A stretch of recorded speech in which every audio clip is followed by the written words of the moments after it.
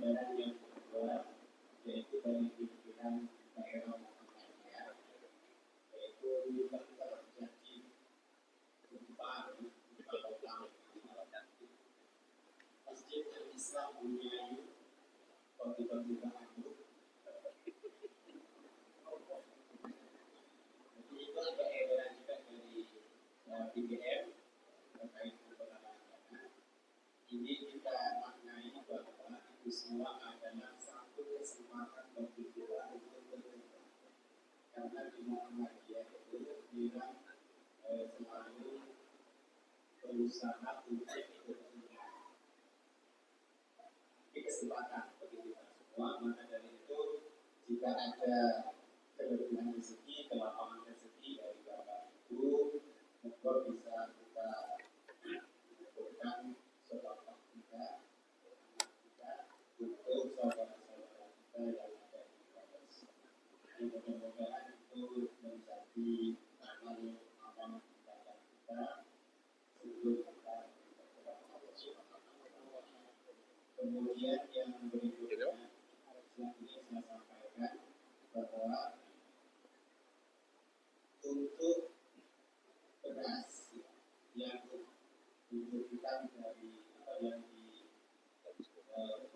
oleh Islam di mencapai 4% dari sekian 16 kantin, itu masih ada 5 kantin yang nanti yang bapak-bapak yang disebut aja nanti langsung diambil bersama.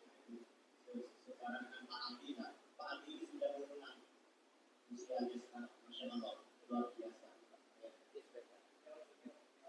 Jadi dia sepuh-sepuh nanti bulan sekalian di Bangkulan dan nomor biasanya nanti bagi Muhammad untuk hari ini lalu saya habiskan karena sudah dipanggil sama mahasiswa anggarannya. Kemudian yang terakhir Bapak Ibu, yang ingin saya sampaikan untuk kedepannya semua nanti PRK maupun PRM, karena kita di akhir bulan Agustus nanti ada pendaftaran BPJS Ketenagakerjaan untuk kecamatan Proyek. Jadi Bapak Ibu yang khususnya UMKM yang pelaku usaha kecil itu nggak usah terlalu besar ya. Yang UMKM kecil itu yang tidak ada apa catat, tidak ada data dari pemerintah dijamin untuk kesehatannya dan semacamnya, maka kita harus bisa mandiri nanti dengan bergabung di BPJS Ketenagakerjaan. Usia maksimal kalau Pak Ali tidak masuk. Mohon maaf Pak Ali masih 65. Bukan nanti insya Allah menjamin juga. Jadi itu yang kedua, nanti dan PRM monggo kita sama-sama untuk mengantisipasi daripada kesehatan kita. Kemudian yang terakhir, mari kita hidupkan kembali, kita adakan kembali kajian-kajian di masjid-masjid kita. 1 bulan sekali saja. Kalau nanti kesulitan mencari ustadznya, bisa menghubungi BPJS pada itu. Yang penting pilihan itu nanti silakan bergerak untuk pengajian. Untuk pengajian, walaupun hanya 3, 4, 5 orang kita mulai aja. Kalau tidak diawali kita tidak ketahuan nanti kekatannya di ranting-ranting, karena pengajian ranting itu daripada berangkat Allah di masyarakat. Saya rasa ini termasuk kita muda nanti itu nanti nggak apa-apa ya, kalau masih dengan Pak sama-sama penanggungan. Ada penanggungan 2, nggak apa-apa nanti kan bisa kolaborasi dengan saya rasa itu sedikit yang bisa sampaikan informasi pada kesempatan ini, dan mohon maaf Ustaz karena memang hari ini banyak yang berkegiatan dengan sehat. Jadi terakhir saya rasa ini 70%-nya dari yang biasa. Tapi mudah-mudahan tidak mengurangi manfaat yang akan kita dapatkan pada hari ini. Bila bisa dilihat,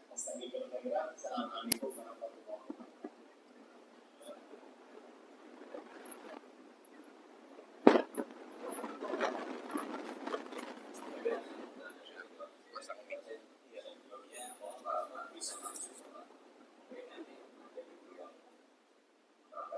ada nanti di sholat. Pokoknya yang langsung ya. Nah, ini kan Pak.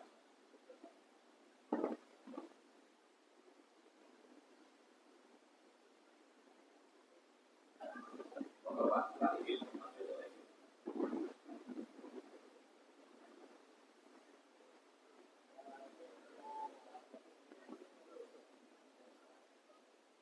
baru aja bisa masuk ke dari IPKB.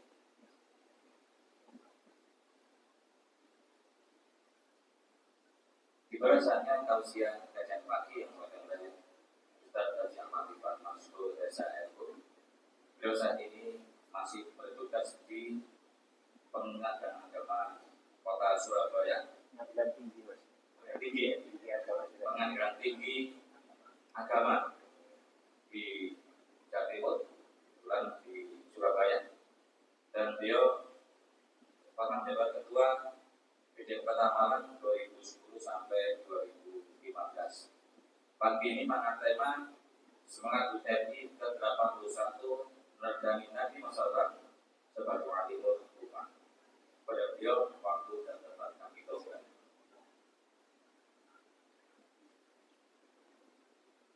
Assalamualaikum warahmatullahi wabarakatuh.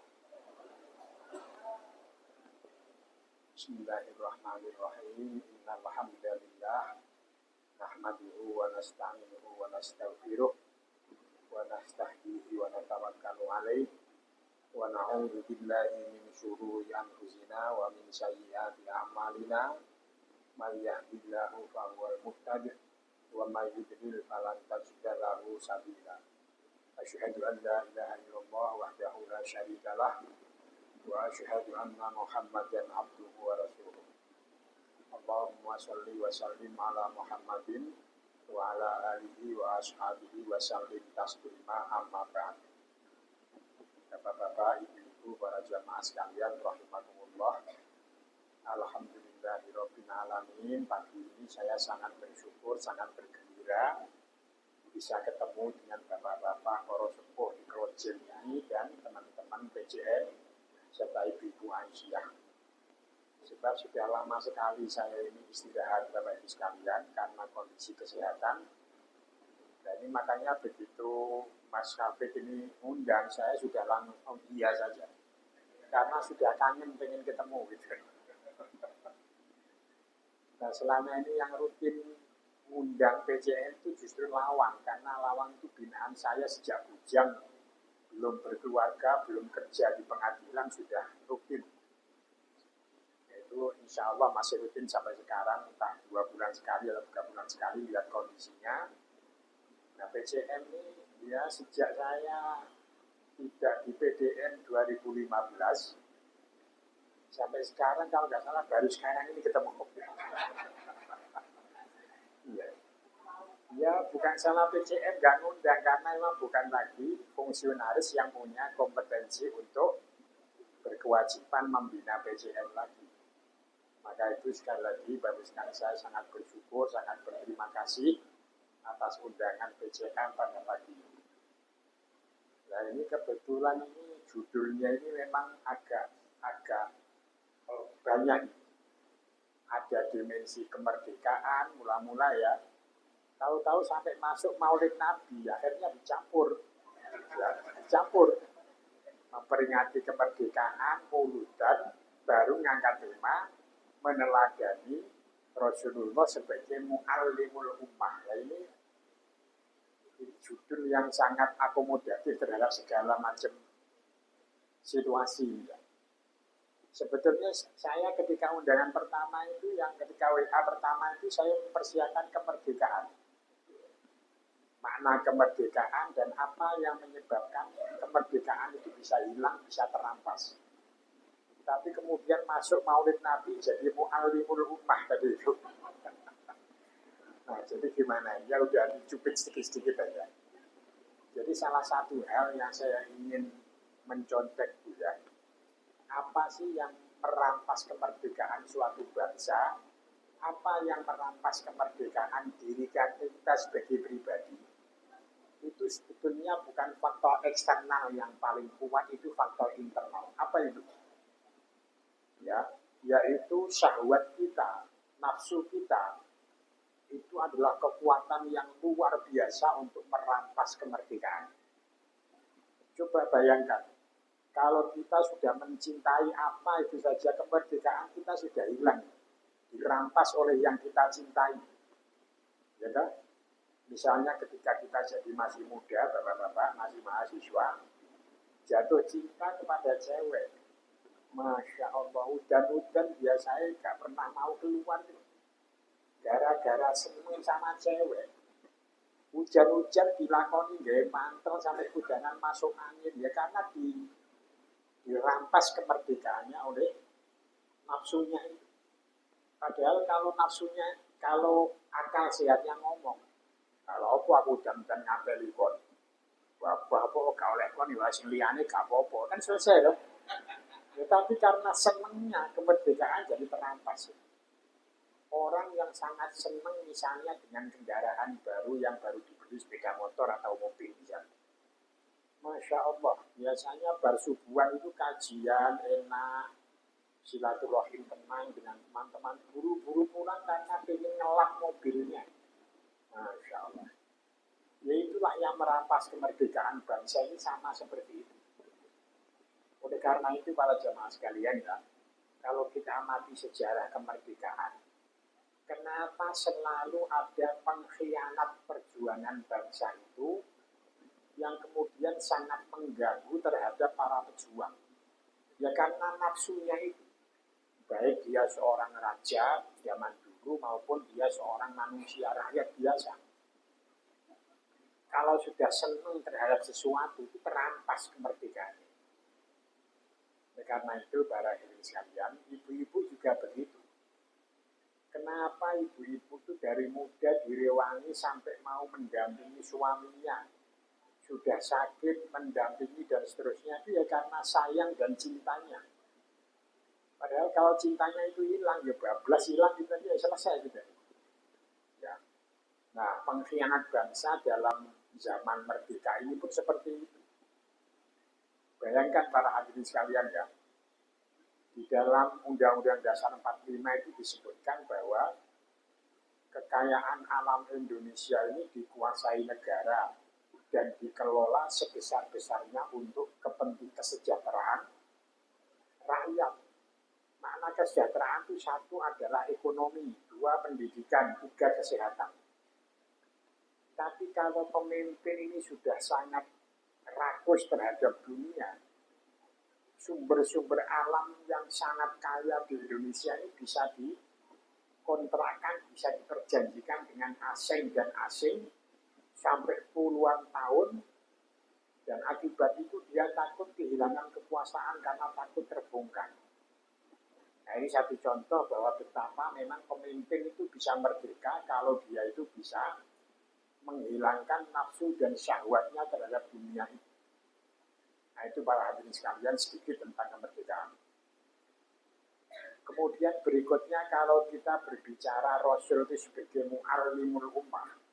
Kalau mu'allim itu adalah bukan pendidik, mu'allim itu pengajar. Orang yang mentransformasikan ilmu itu namanya mu'allim. Kalau pendidik itu bahasa Arabnya bukan mu'allim tapi murabbi. Makanya fakultas di UIN itu fakultas tarbiyah, bukan fakultas ta'limiyah, tapi fakultas tarbiyah. Karena memang pendidik. Murabbi kalau dalam bahasa Arabnya itu bukan mu'allim tapi murabbi. Apa bedanya? Kalau mu'allim itu hanya menyampaikan ilmu saja, tapi kalau murabbi, di samping menyampaikan ilmu itu, dia melihat umatnya, sasaran didiknya itu bagaimana menjalankan pengetahuan ini, bahkan diberi contoh, dilatih dan seterusnya, itu namanya murabbi. Nah, Rasul itu yang lebih tepat murabbi, bukan mu'allim. Makanya mohon maaf ini yang bikin judul saya ganti saja, meneladani Rasulullah sebagai murabbiul ummah, sebagai pendidik umat. Nah, untuk mengisi tema ini saya akan menyampaikan 3 hal saja. Tidak usah panjang-panjang karena banyak acara dari jamaah maupun saya sendiri juga kemampuan untuk ngomong tidak seperti dulu. Ya kalau dulu itu 1 jam itu enteng itu. Bahkan kata teman-teman itu keren. Iya, saya setelah tua ada yang berkomentar, almarhum Cak Nardi. Saya kira ceramah halus yuk, dibungkus sutro, wasinya dibungkus sutro. Kalau dulu itu kan garang gitu ya, karena masih muda. Sekarang ini usia sudah tua, dan mau pensiun. Ini Pak Bambang ini bolak-balik ketemu ceritanya itu, wis pensiun. Nah, itu belum Pak Bambang. Insya Allah kalau ditarik panjang umur, Oktober tahun depan 2027. Nah, itu kalau undang-undang hakim di DPR nggak diketok, kalau itu diketok, nambah lagi 3 tahun sampai 70. Sebetulnya ibu-ibu, non sewu ya, kalau dari segi pekerjaan, kesel ya, capeknya, itu pengen cepat lah pensiun, ngaji bar subuh, bar maghrib, keliling, ahad pagi, keliling, ini kan lebih menggembirakan daripada masih menyelesaikan perkara itu. Jadi pengen segera pensiun kalau lihat pekerjaannya itu seperti itu. Tapi kalau lihat bayarannya, pengennya ya terus. Itu ya. Itu semua pegawai pasti sama dengan saya pikiran itu. Ya sudah, saya pasrah aja kepada Allah. Kalau diberi perpanjangan sampai 3 tahun lagi, berarti ya emang Allah memang menghendaki seperti itu. Ya, tapi yang saya angan-angan itu jamaah ini sudah nunggu sebagian ya, enggak semuanya, sebagian dan nunggu. Ya termasuk pertanyaan Pak Bambang mewakili banyak jamaah ini. Kapan pensiun itu hanya pertanyaan depan Pak. Kalau sudah dijawab sudah, nanti itu ada jadwal itu di belakangnya. Saya paham betul, Masya Allah. Ya sudah, bagi bapak-bapak, ibu-ibu yang sudah sepuh dan disangoni sakit oleh Allah, ya monggo kita untuk sabar saja. Memang itu bagian dari rencana Allah untuk memuliakan kita. Apa kemuliaan itu? Nomor 1, dengan sakit itu kalau kita sabar, dosanya diampuni oleh Allah Subhanahu wa Ta'ala. Dan kalau kita ridho, pahalanya besar sekali. Ya, pahalanya orang yang sabar itu tidak ada batasnya. Tidak ada batasnya. Ya, walaupun sabar sama ridho ini ya amal soleh yang sangat berat untuk kita jalani. Ibu-ibu yang sudah sepuh mau pengajian aja dengkulnya sakit, macam-macam ini sudah. Jangan dipikir sakitnya, yang dipikir itu sudahlah nikmat Allah masih diberikan kepada saya. Nah, saya itu kena stroke bapak-bapak itu tahun 2013. Itu jadi ketua PDM belum selesai. Ya belum selesai. Saya nyampaikan ke pimpinan wilayah itu Pak Thohir. Pak Thohir saya istirahat aja Pak, diganti aja ketua PDM. Nggak usah taringan terus saja, kan masih bisa menyampaikan pemikiran. Kalau mengenai actionnya kan bisa yang lain.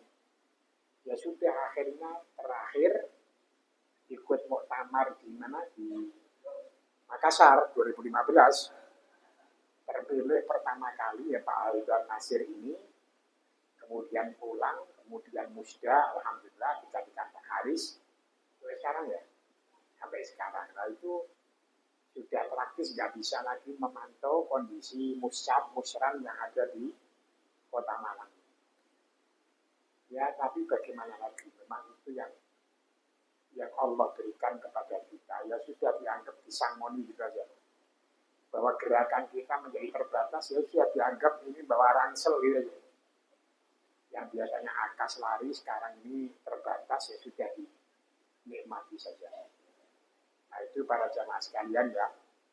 Kembali kepada materi untuk mengisi judul Rasulullah sebagai murabbiul ummah, pendidik umat. Saya akan menyampaikan secara singkat 3 aspek. Yang pertama, fungsi diutusnya Rasulullah. Yang kedua, sunnah dan sirah nabawiyah sebagai yang sahih ya, sebagai sumber literer kita melihat sosok Rasulullah sebagai pendidik. Yang ketiga, Persyarikatan Muhammadiyah sebagai wadah kita untuk mempraktekkan apa yang kita ketahui. Nah, yang pertama kita buka tafsir dulu. Fungsi diutusnya Rasulullah Shallallahu Alaihi Wasallam. Supaya bisa lebih tepat, itu saya baca surat Al-Jum'ah. Ya. Surat Jum'ah menurut hadis Ibnu Abbas dari Abu Hurairah, karena adalah Rasulullah yaqra'u fi sholatil Jum'ah bi suratil Jum'ah wal munafiqin.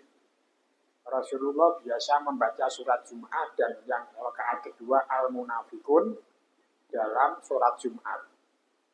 Nah, ini saya perhatikan ini karena saya beberapa bulan ini ada WFH. Jadi saya bisa Jumatan di Malang, saya keliling untuk Jumatan di Malang sebagai jamaah. Yang masjidnya dikelola CMM. Kelihatannya surat Jum'ah sama surat Al-Munafiqun ini sudah tidak populer di kalangan para mubalik CMM. Jangankan Jum'ah, Sabihis saja hal atakannya diganti duha macam-macam gitu. Ya, untuk para mubalik, tolong ini menjadi perhatian kita. Kalau ingin mendidik umat itu Rasul itu mendidik umat dalam sholat Jumat, khutbahnya lebih pendek daripada sholatnya. Nah, kalau sholatnya diperpendek, itu praktis khutbahnya mesti lebih panjang. Memang jamaah nggak begitu suka dengan surat yang panjang, itu nggak begitu suka. Tapi kalau bacaan imamnya itu bagus dan lagunya enak, insya Allah ya betah. Tapi bacanya gonjalan gitu, makmum ya resah memang. Ya, oleh karena itu bagi para imam, para khatib, tolong ini menjadi perhatian kita. Ya sekali-sekali ya surat Jum'ah, surat Al-Munafiqun itu dibaca. Kalau khutbah Anda itu pendek tapi bermutu dan berkesan, walaupun diajak panjang sholat, ternyata mereka ikhlas. Saya sudah praktek dimanapun, di Malang, di Lampung, di Padang. Saya kalau khutbah itu, saya melatih diri paling lama seperempat jam. Nah, suratnya saya latih untuk seperti ini. Ternyata mereka itu senang. Bahkan waktu di metro itu ada sebagian jamaah yang ngiting saya, khutbah di masjid mana dia ada. Satu saat saya tanya, enggak kalian ini kok khutbah, saya kok selalu mendapati kalau saya habis khutbah kok ada di mana? Iya, saya memang sengaja kami ini ikut. Gitu. Kenapa kok ikut? Kan rumahmu kan jauh dari sini. Nah, dia bilang, gimana Ustaz, kalau ada hidangan sate sama pecel, ya saya senang ngejar sate lah. Apa maksudnya? Saya tanya, untuk koreksi saya barangkali salah gitu. Ustaz, ini maaf, ini cerita saja ini. Saya ini senang mengikuti khutbah Jumat kalau Ustaz khutbah. Kenapa? Khutbahnya cepat, pendek, walaupun suratnya panjang, tapi pakai walaupun, Pak. Pakai walaupun, artinya ya nggak 100% ikhlas ya. Walaupun suratnya panjang. Nah, akhirnya saya berpikir, oh ternyata mereka juga mau. Hebatnya lagi, karena yang ngintil teman-teman rata-rata dari Sumatera Barat ibu. Kalau habis Jumatan tuh langsung saya disuruh naik mobil dia, langsung ke rumah makan. Nah itu, senangnya makannya ini. Nah itu cerita sedikit lah. Sedikit pengalaman bahwa mempraktekkan apa yang diajarkan Rasul.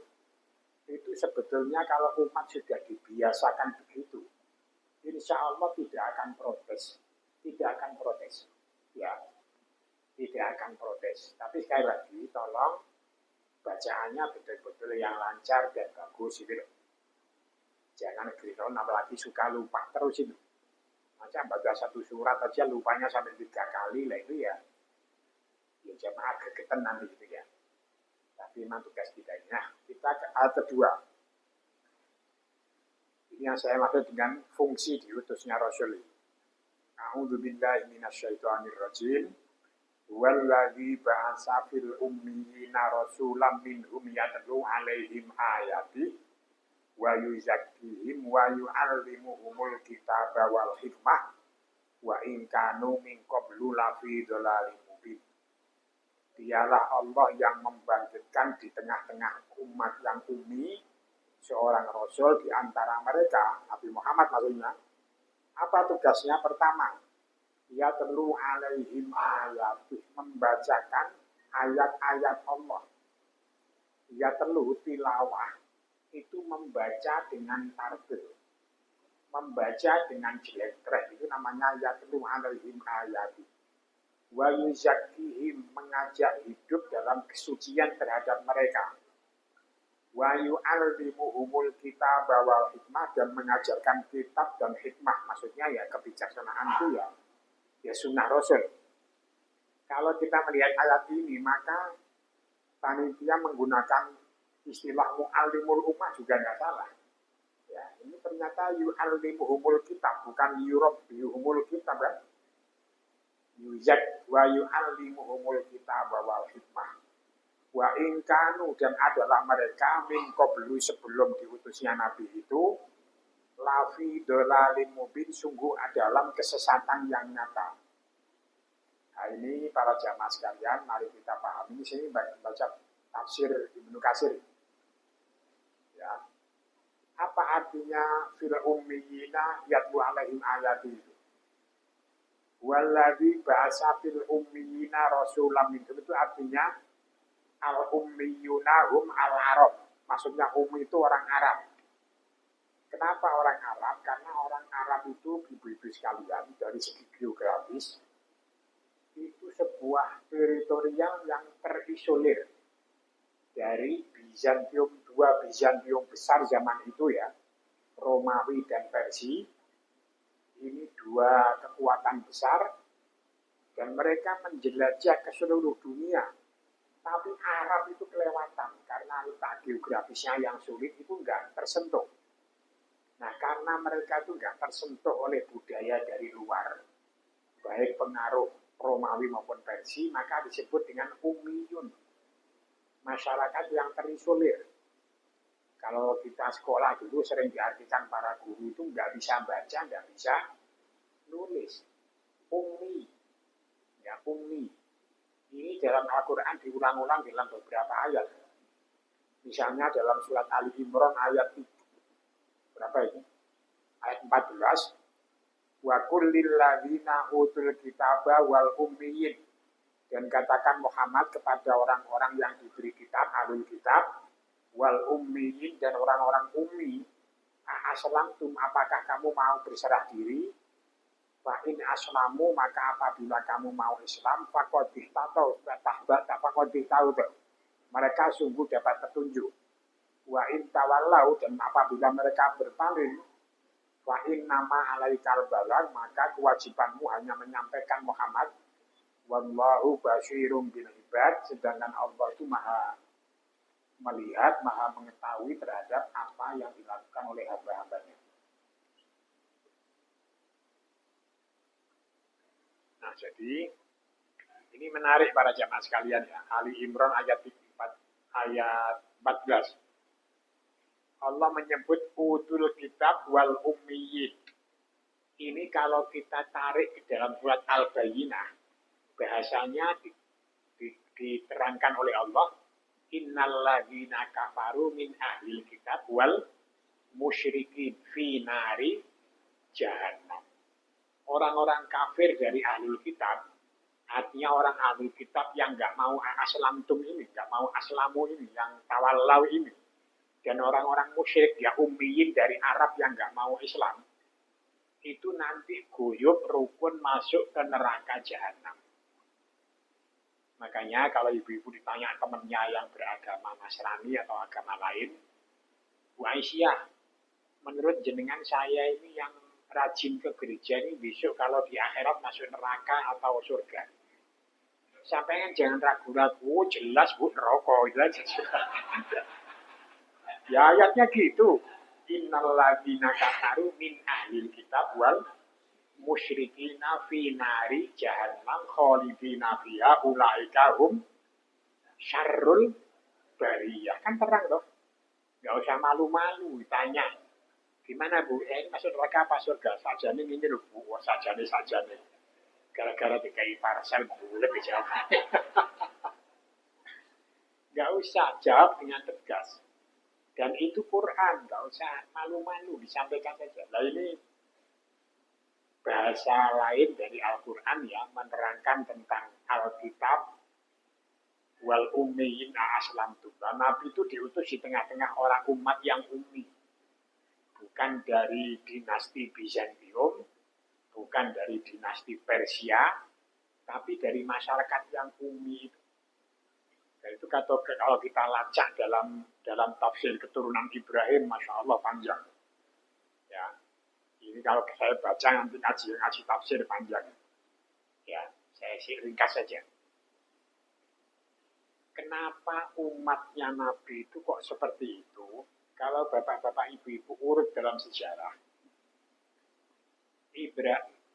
Mekah ini adalah negerinya Nabi Ibrahim. Ketika beliau dipindah dari Babilonia, dari Irak menuju ke Mekah membawa putranya yaitu Ismail. Nabi itu dari Nabi Ismail ini. Genetiknya dari Nabi Ismail, bukan dari Nabi Ishak. Nabi Ishak nanti membawa keturunan Bani Israel itu yang makanya termasuk putranya Ishak, Yakub itu ya Israel itu dalam bahasa Arabnya Israel itu. Makanya ya Bani Israel itu ya Bani Yakub itu. Nah ini ada Yahudi, ada Nasrani dan lain sebagainya nanti. Pecahannya sangat banyak. Nah ibunya Ismail ini seorang hamba sahaya. Yaitu Hajar. Hajar. Sedangkan ibunya Ishak dan Yakub ini wanita merdeka yaitu Sarah. Ini dijadikan alasan bagi ahli kitab untuk moyoi Nabi itu keturunan budak. Keturunan hamba sahaya. Sehingga termasuk melecehkannya mereka kepada Rasulullah ya karena faktor itu juga. Mereka melecehkan. Nah kemudian ternyata Hijr Ismail dan sebagainya ya. Artinya Nabi Ibrahim dan Nabi Ismail ini bergelik di sekitar Mekah ini menjadi sebuah simbol kemerdekaan umat manusia. Ya. Dari keturunan Buddha diajarkan ajaran tauhid yang kuat, kemudian mendunia. Kenapa bukan Bani Israel ini yang mendunia, bukan Ahlul Kitab ini yang mendunia? Kenapa kok ajaran yang ummiyin ini yang mendunia? Itu isyarat dari Allah bahwa seorang pengikut Rasulullah Nabi Muhammad SAW itu orang yang bersedia dihinakan, dilecehkan, distigmakan negatif, tapi dia mempunyai kekuatan yang selalu diperhitungkan oleh mereka. Tidak pernah tidak, kekuatan apapun di dunia ini, kalau sudah berbicara agama, harus memperhitungkan kekuatan umat Islam. Umat yang mengikuti Rasulullah Shallallahu Alaihi Wasallam. Tidak bisa tidak. Mereka mau kalkulasi ekonomi, dia harus memperhitungkan konsumen Muslim. Mau kalkulasi politik harus memperhitungkan konsumen kekuatan Islam dan seterusnya. Termasuk di Indonesia ini. Semua orang yang akan ingin jadi pemimpin mesti memperhitungkan kekuatan umat Islam. Dan yang saya syukuri ibu-ibu Muhammadiyah ini ya, di tengah-tengah kebebasan politik sekarang ini era pasca reformasi, di mana setiap kepala itu diincar sebagai konstituen, Muhammadiyah itu punya disiplin diri yang sangat kuat sebagai organisasi kemasyarakatan dan tidak bermain-main dalam dunia politik. Sampai perhatikan, semua ormas yang bermain-main dalam dunia praktis, akhirnya itu akan mengalami kebangkrutan dan kehancuran. Kenapa demikian? Karena dunia politik yang kita pahami itu adalah dunia yang memang sangat pragmatis terhadap duniawi ini. Nah ini kalau kita perhatikan itu ya di Muhammadiyah ini alhamdulillah tetap solid dan istiqomah dalam megang kaidah persyarikatan ini sampai hari ini. Makanya sekarang Muhammadiyah itu kan viral Bapak-Bapak ya. Kekayaannya sampai sekian ratus triliun. dan sebagainya. Untuk membantu gempa waktu di mana di Sumatera itu aja, hanya 1 kali infak Jumat di stop untuk masuk kotak tamir, dikumpulkan ke PP Muhammadiyah, terkumpul berapa miliar itu? 75 miliar ya. 75 miliar bayangkan. Lah itu bagi ormas lain nggak ada yang bisa seperti itu. Nggak tega, tamirnya nggak tega, lah kok nyimun, tak kena kon ngono. Tapi Muhammadiyah disiplin. Ya, begitu takmir mengumumkan bapak-bapak ibu-ibu untuk Jumat ini kotak amal akan kita kirimkan untuk menyumbang gempa yang ada di Sumatera. Justru jamaahnya makin banyak menyumbangnya. Kenapa? Ya karena trust, karena kepercayaannya kepada takmir, kepada Muhammadiyah itu masih bagus. Kenapa dipercaya? Tadi itu karena istiqomah, karena konsisten. Karena itu para jamaah sekalian, kita ini bersyukur di dalam wadah Muhammadiyah. Dan saya itu yang tugasnya sebagai hakim itu keliling. Di mana-mana itu yang saya cari ya teman-teman Muhammadiyah. Dan selalu ketemu dengan senang hati, ketemu mereka ini dengan senang hati. Dan tidak ada mereka itu ngomong ini orang mana, dari mana, nggak ada sifat curiga. Mereka melihat sholatnya saja, wah mesti bodoh ya itu. Enaknya itu. Nah, sholatnya takbirnya diputer barang Allahu Akbar, nggak akan ganggu itu. Itu Muhammadiyah hebatnya itu sholatnya aja wis titen. Iya titen. Nanti tahiyat dari tahiyat awal kemudian ngadeg maneh langsung sendakep gak diangkat tangannya wah itu tarjih. Wis langsung titen itu aja. Masya Allah. Oleh karena itu bersyukur para jamaah sekalian ya. Nah kemudian yang kedua, apa maknanya? Yatlu alaihim ayati wa yuzakkihim wa yu'allimuhumul kitaba wal hikmah. Ada 3 dalam ayat 2 surat Jum'ah itu fungsi Nabi. Yang pertama yatlu alaihim ayati, membacakan ayat-ayat Allah. Kalau kita kembali ke literatur akademik, ayat itu ada 2, ada ayat yang tanziliyah, ada ayat yang kauniyah. Ada ayat-ayat Allah yang diturunkan berupa wahyu kitab, ada ayat-ayat Allah yang berupa kejadian-kejadian. Ya. Makanya pada ayat ini Allah sebutkan 2 kali. Yatlu alaihim ayati wa yuzakkihim wa yu'allimuhumul kitaba wal hikmah. Kenapa sudah disebut ayatihi di depan, kok di yang ketiga disebut dengan wa yu'allimuhumul kitab, mengajarkan kitab. Lah yatlu itu kan ayatul kitab bukan. Yatlu ayati itu bukan hanya kitab, tapi ayat-ayat Allah yang kauniyah maupun yang tanziliyah. Makanya para jamaah sekalian, kalau kita lihat surat Makiyah ya, misalnya yang di Juz Amma, ayat-ayatnya di dalamnya itu banyak sekali mengandung ayat-ayat tanziliyah, tapi sekaligus merangsang kita berpikir mengamati ayat kauniyah. Misalnya ya, ayat yang tadi kita sebut, Sabihis tadi itu, fal yanduril insanu min fal yandurid, apa? Fal yandurid kaifa khuliqat wa ilal, apa itu pertamanya? Sabihis mar'a biharataka di sini ya. Fal yanduril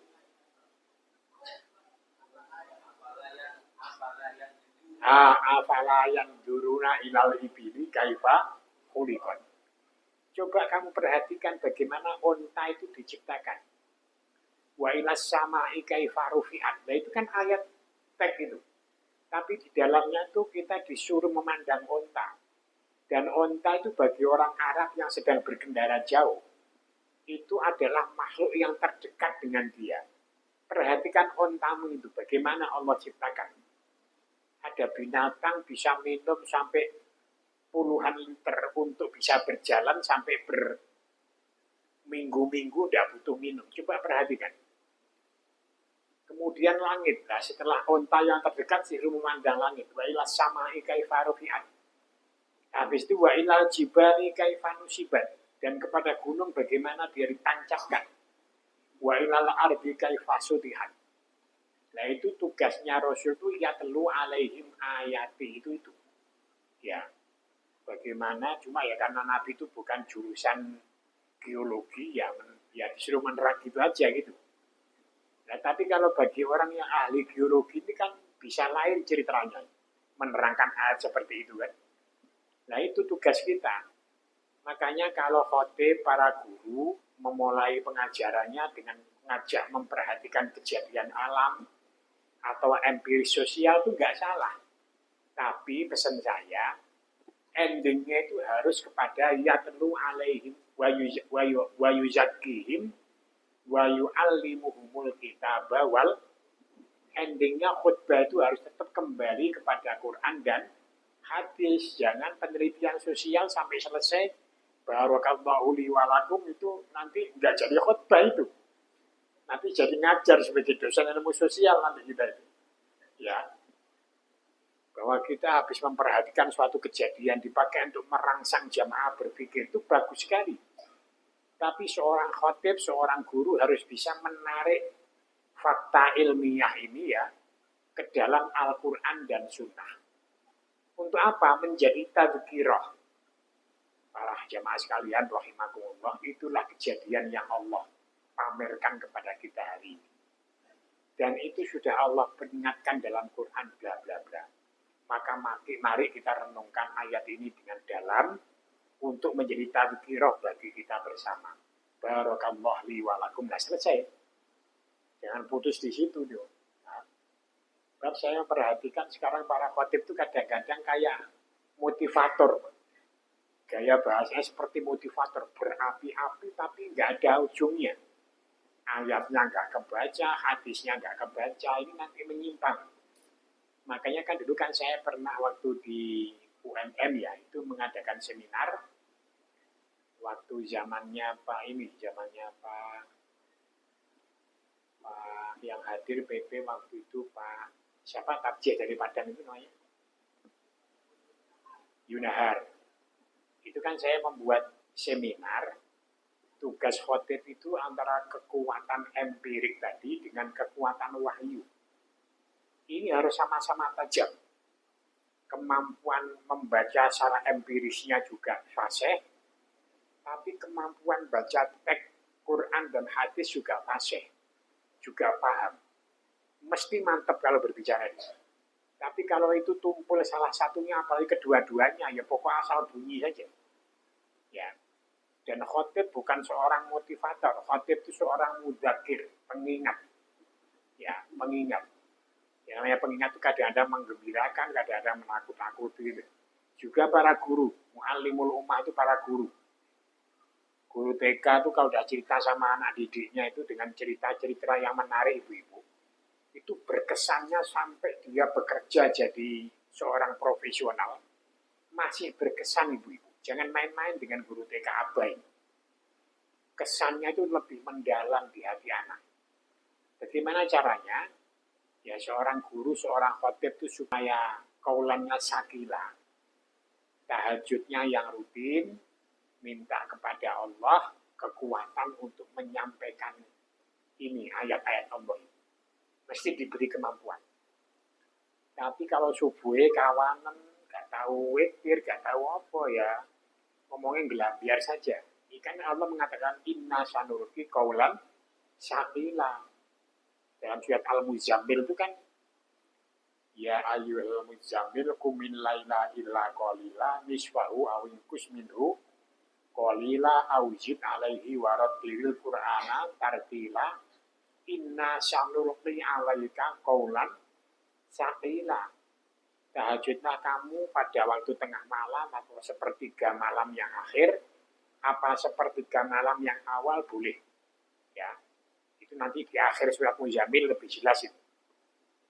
Inna rabbaka ya'lamu annaka taqumu adna min sulusayil lail wa nisfahu wa sulusahu wa ta'ifatum minal ladzina ma'ak. Dan bacalah Quran yang tartil.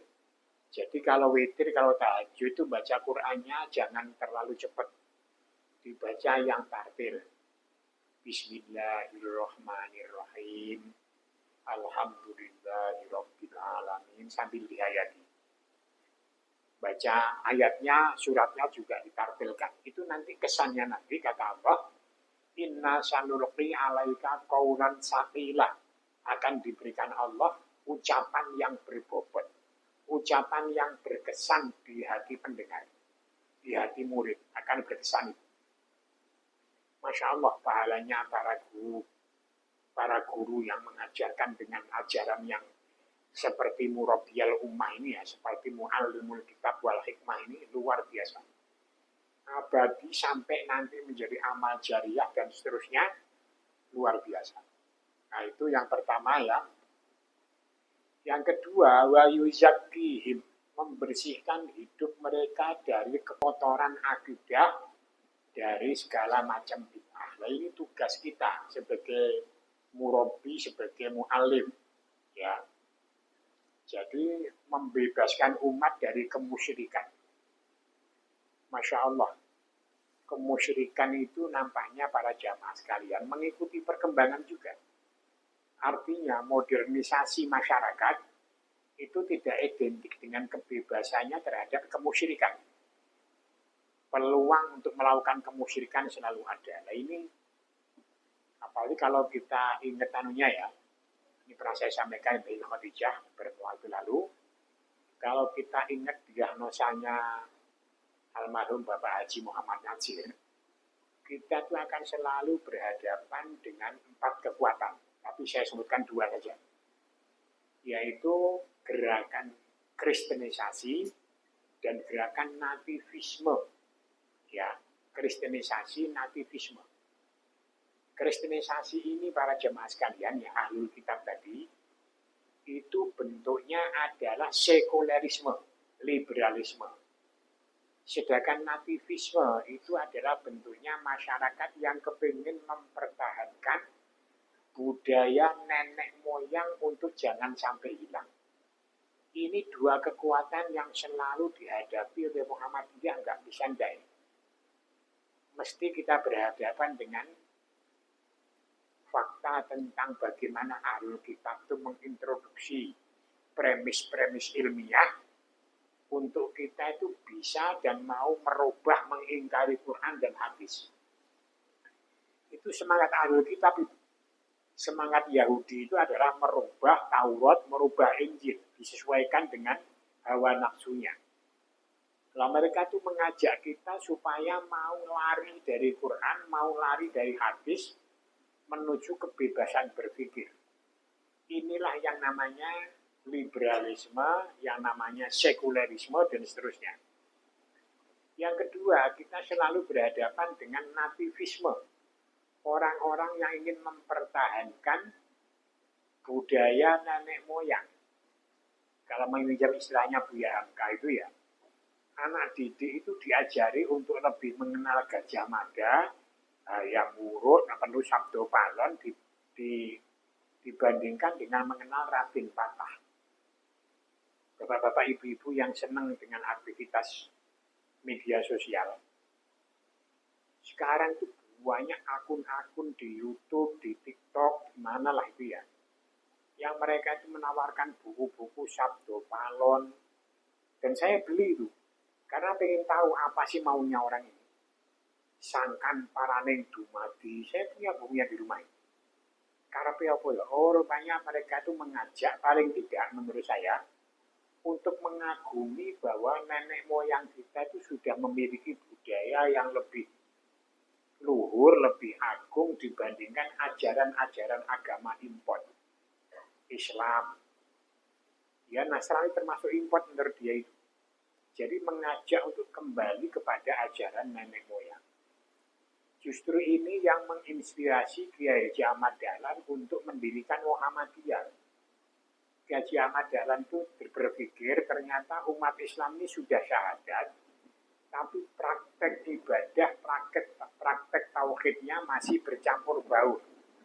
Maka diajak untuk memurnikan akidah. Makanya kalau kita baca dalam anggaran dasar Muhammad Muqaddimah anggaran dasar itu mulai aja bahwa ketuhanan itu adalah hak Allah. Itu kalau bapak-bapak yang rajin membandingkan ya, antara Muqaddimah Undang-Undang Dasar 45 dengan Muqaddimah Anggaran Dasar Muhammadiyah, itu gaya kalimatnya mirip, Pak. Bahwa kemerdekaan itu adalah hak segala bangsa, bahwa tauhid itu adalah hak Allah semata. Nah itu, oleh karena itu dan seterusnya. Nah itu, kenapa kok mirip? Karena yang nyusun podo, gitu, Pak. Ki bagus jadi kusumo aman. Ya, alinea pertama itu idealnya seperti itu. Kita Muhammadiyah membebaskan manusia dari ketuhanan selain Allah.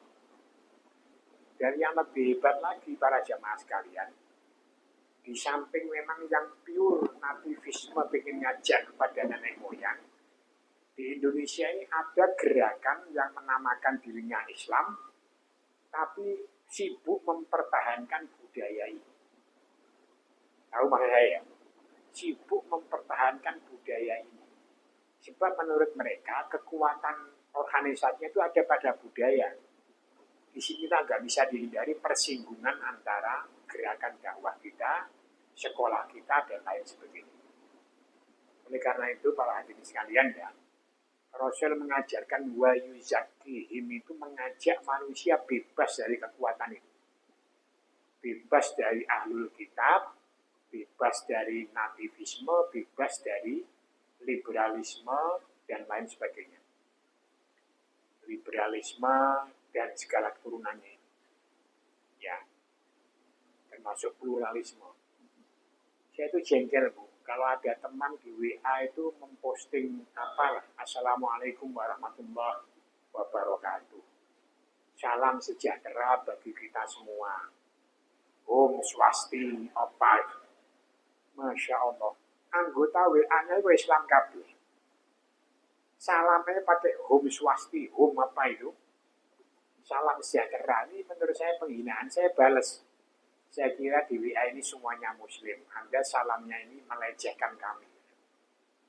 Terus peti Bu, gak wani gaya mana ini? Apa? Masya Allah. Ya. Wa yuzakihim, ajalah jamaah kita sendiri, murid-murid kita, itu untuk betul-betul bersih dari segala macam pengaruh itu. Itu yuzakihim. Baru setelah itu wa yu'allimuhumul kitab wal hikmah, mengajarkan Quran secara keseluruhan dan hikmah hadis.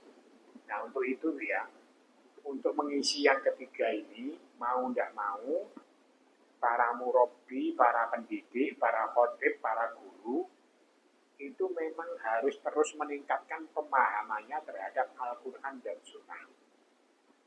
Caranya bagaimana? Kalau cuma ceramah di pengajian itu, walaupun di masjid atau di mana, itu kan terbatas. Ya harus baca buku. Sekarang buku tafsir itu sudah banyak sekali yang diterjemahkan dalam bahasa Indonesia. Termasuk tafsir Ibnu Katsir yang tebal dua jilid itu. Itu sudah ada terjemahannya bahasa Indonesia. Hebatnya lagi sudah ada yang menggratiskan dalam bentuk softwarenya. Tinggal HP kita yang kita unduh yang mana itu aja. Ya. Sangat mudah kita ini untuk belajar sekarang. Tafsir Al-Azhar Buya Hamka ini beberapa tafsir yang menurut saya bisa dijadikan rujukan ya. Tafsir Ibnu Katsir itu yang saya baca ini terkenal dengan tafsir Ma'sur, tafsir Quran bil Quran, dan tafsir Quran di Sunnah. Contohnya ini, beliau menafsirkan ayat 2 surat Jum'ah ini dengan surat Ali Imran ayat 14, ayat berapa? 31 dengan surat Asy-Syu'ara ayat sekian, Al-Zukhruf ayat 44, ini banyak sekali. Nanti kalau dibaca di bawahnya itu ada hadis-hadis Nabi. Nah ini membantu kita memahami ayat Allah atau kitab Allah Subhanahu wa ta'ala. Nah ini para hadirin sekalian ya. Wa yu'allimuhumul kitaba wal hikmah. Hadis juga begitu. Sekedar bagi pengalaman, coba bapak-bapak, ibu-ibu install di Play Store Android maupun di App Store-nya Apple. Itu ada ensiklopedia hadis. Nanti akan keluar gambar 9, angka 9. Itu kalau kita install, kita buka, itu nanti ada hadisnya, ada terjemahannya. Nah untuk mencarinya juga ada, baik bahasa Arab maupun bahasa Indonesianya ada. Ya, bisa misalnya mencari hadis tentang Jumat. Masukkan aja hari Jumat, nanti akan muncul hadis-hadis dari Bukhari, Muslim, Abu Dawud, Nasai tentang hari Jumat. Nah kan enak itu. Tinggal HP-nya dipakai untuk apa itu aja. Nah kalau untuk belanja terus ya isinya ya dompetnya makin urusan gitu. Tapi kalau untuk belajar menjadi sarana belajar. Ya, makanya itu bagi para khotib, para guru, saya berharap betul agar kita semuanya itu secara secara pribadi ya, meningkatkan pemahaman kita kepada Quran dan Sunnah melalui berbagai macam media yang mudah kita akses untuk meningkatkan itu. Nah, kalau merasa kebingungan nanti dalam pengajian bisa ditanyakan kepada ustadznya. Ustadz, saya baca tafsir ini kok isinya begini, hadisnya begini, apa ini benar kan bisa ditanyakan, bisa diskusi. Nah ini para jamaah sekalian ya. Jadi untuk mengisi materi ini yang pertama kita memahami fungsi Rasul itu apa dong. Fungsi Nabi itu untuk apa? Kalau nggak memahami fungsinya Rasul ini ya nggak paham. Untuk bisa menjadi mu'alim, bisa menjadi murabi, nggak bisa.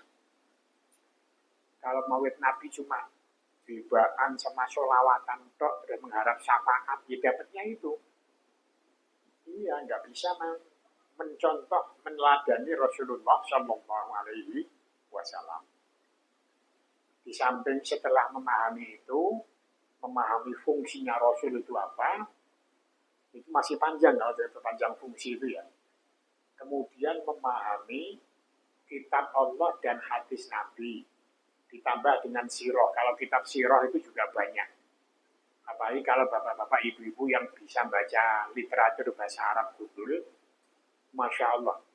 Kalau di Android itu misalnya, atau di Windows itu misalnya Maktabah Syamilah. Atau kalau di Apple itu Asfar. Itu kitab puluhan ribu digratiskan tanpa bayar. Ini saya berikan contoh tampilannya kalau yang pakai Asfar ya. Nah, seperti ini tampilannya seperti ini. Nah ini enak ini, warnanya kuning bener ini. Nah, ini mau cari kitab apapun ini ada. Ini ada tanzil kitab, download kitab, ada yang pencarian dan sebagainya. Ini Masya Allah. Ini kitab yang ini, daftar kitabnya itu. Kitab akidah, kitab apanya ada semua. Ya, cuma kata teman-teman problemnya satu, Bariban apa? Bahasa Arab gak iso. Masya Allah, sekarang itu dari Arab itu ya, ilmu itu dibagikan dengan gratis seperti ini. Ini belum lagi website kalau kita buka dengan bahasa Arab. Masya Allah mudahnya. Makanya saya itu sekarang itu punya perpustakaan dengan buku-buku yang cukup banyak. Itu sampai kelalen dimakan rakyat. Gara-gara asik dengan laptop ini, baca buku di sini. Lah nyari buku yang apa itu yang tulisan kertas itu nyari satu materi aja kadang-kadang 1 jam nggak ketemu. Di sini hanya beberapa detik sudah muncul semua. Kita ketik di sini misalnya ya, ibu-ibu nyari hadis mengenai haid misalnya, haid dalam hadis. Diketik aja al-haidu, diklik semuanya kutubus sunan. Itu mulai Bukhari, Muslim, sampai semua kitab hadis muncul. Kemudian tinggal klik apa yang mau ini saya berikan contoh supaya percaya ini. Sambil supaya terpengaruh lah. Ya. Ini misalnya Bahsul Syamil. Nah ini kita ketik di sini. Misalnya tadi saya contohkan misalnya al-haidu. Haid. Nah ini. Kita pilih Bu, misalnya dalam hadis, klik sini, nah ini kita pilih ikhtarul kitab, kita pilih kutubus sunnah, ini. Nah, itu aja, kemudian kita klik, nah ini muncul ini. Ya. Mana kursornya kok lari? Nah ini, klik yang panah ini. Ini langsung pencarian, wah ini mau baca kitab apa kita tentang haid. Muncul semua sampai berapa buku ini muncul. Mulai dari fikih sampai kalau yang kita pilih kutubus sunan yang muncul hanya kitab hadis. Tapi kalau kita klik majmu'ah semua mulai dari Quran, tafsir, hadis, fikih muncul semua kata-kata haid. Kan enak loh itu. Ya cuma tadi itu bisa nggak bacanya bahasa Arab ini? Ya ini contoh saya klik dari kitab mengenai haid dari kitab hadis.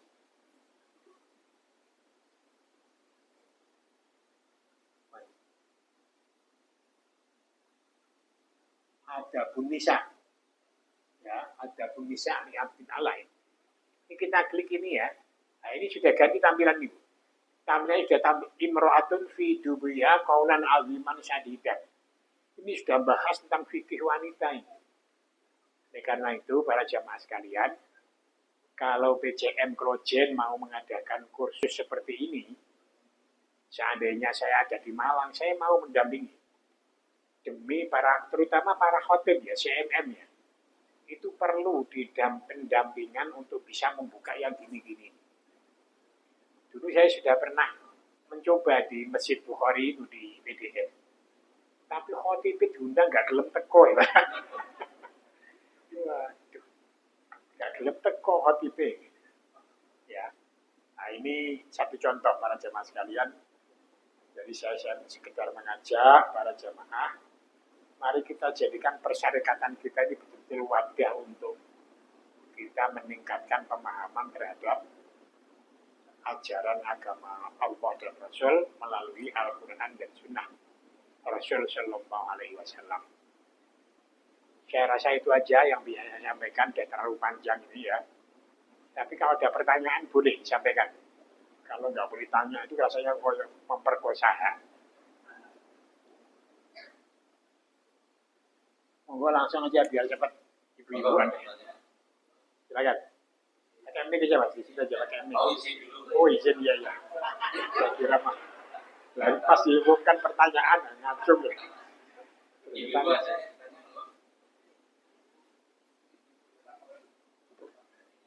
Enggak, kalau nggak ada nggak usah dipaksa, berarti sudah sangat paham.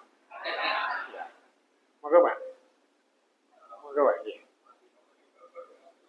Waalaikumsalam warahmatullahi wabarakatuh. Monggo Pak.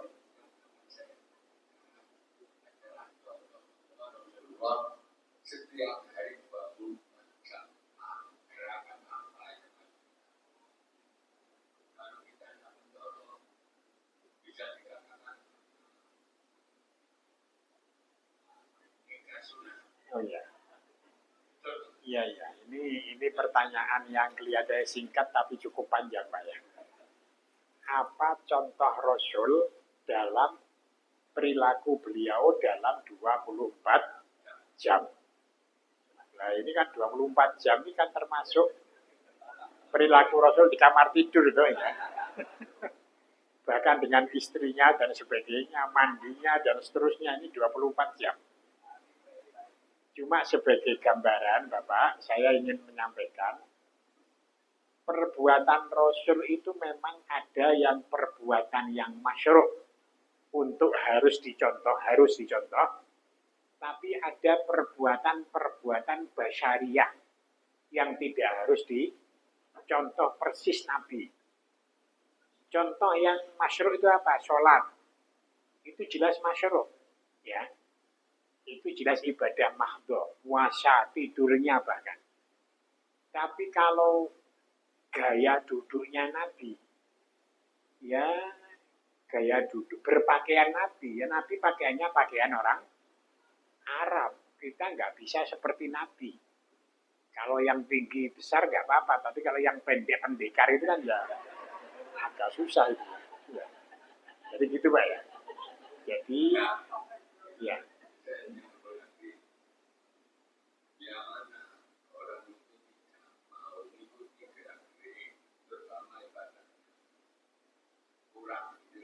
Iya.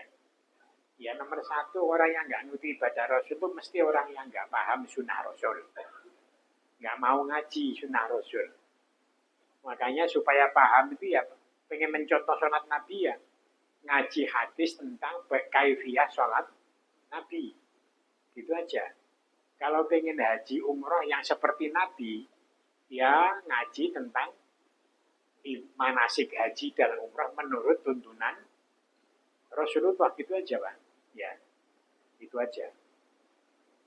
Bahwa ada perilaku-perilaku Nabi yang memang bukan hal yang wajib kita contoh. Itu Nabi sendiri memberi ruang. Antum a'lamu bi umuri duniakum. Kamu lebih tahu tentang urusan duniamu. Apakah kita harus berdagang dengan menjual barang yang persis Nabi? Apakah barang yang nggak pernah dijual Nabi itu haram kita jual? Ya enggak. Ada orang yang pekerjaannya menjual bekas botol. Nabi nggak pernah jadi pemulung, Pak. Jangan dikatakan dia ingkarus sunnah. Nyatanya bekas botol ini ada manfaatnya dan punya nilai jual, berarti ya halal. Boleh gitu. Jadi Nabi itu memberi ruang kepada kita untuk hal-hal yang sifatnya duniawiyah ini ya. Kadang-kadang itu ada itu kelompok yang saking mangkalnya dibid'ahkan membuat konten menyerang. HP itu bid'ah, speaker bid'ah, HP-mu kan aku ini. Tempe ali kata juga HP. Nah ini dari kelompok yang tersinggung dibid'ahkan sampai kebablasan. Yang didefinisikan bid'ah itu yang urusan masyru' tadi. Min amrina itu, man haddasa alaihi fi amrina. Bahwa bid'atun itu ya yang urusan Nabi itu. Urusan Nabi itu yang urusan agama ini. Urusan ibadah, urusan Islam, iman, ihsan. Itu yang kalau urusan kita makan apa, itu tergantung, yang penting jangan yang berbahaya. Itu peringatan Quran dan peringatan Rasul. Kalau Nabi nggak pernah pakai kacamata, apalagi yang hitam kayak bapak itu nggak pernah. Iya, benar pakai kacamata ini haram enggak.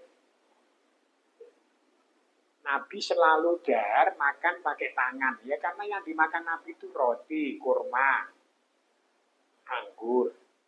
Nah, yang dipangan soto ya apa pakai tangan kan ya.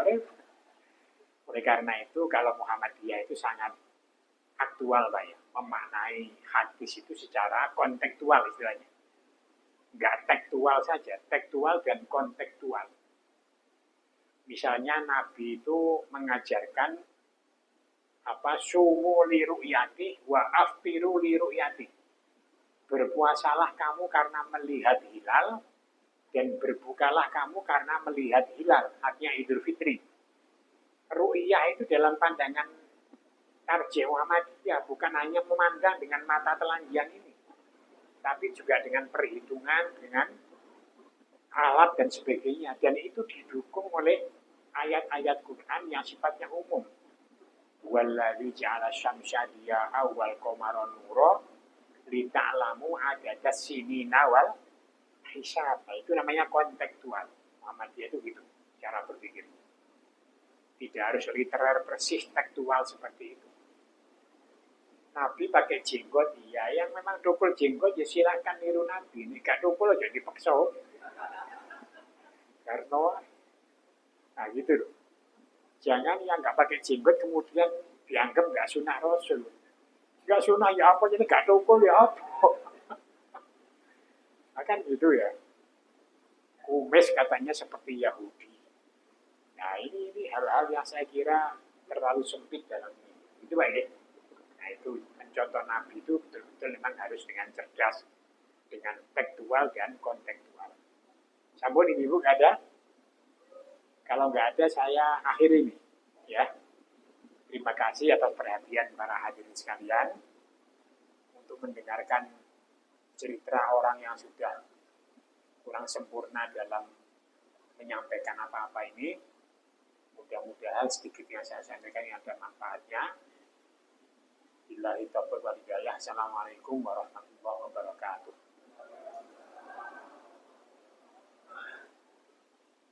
Bagaimana kajian pagi pada ini salam berteman tanggal 13 September. Kedua, undangan menyusul dari BCM Project. Keadaan kita di masjid yang pagi kita bisa cukup lama karena memang beliau tugasnya tidak di Malang, ya, tidak beda. Ya. Mudah-mudahan dengan nanti beliau pensiun katanya Pak Mahmud nanti bisa bersih Jakarta ini bisa kembali dan nanti kepentingan kita jadi info yang pertama dari semua bermanfaat untuk kemajuan bangsa kita mereka kematian di proses. Saya takut bicara, mohon maaf jika ada kata berkenan. Kita dengan Bapak Majelis. Subhanallah. Asyhadu an la Sekian, terima kasih. Wassalamualaikum warahmatullahi wabarakatuh.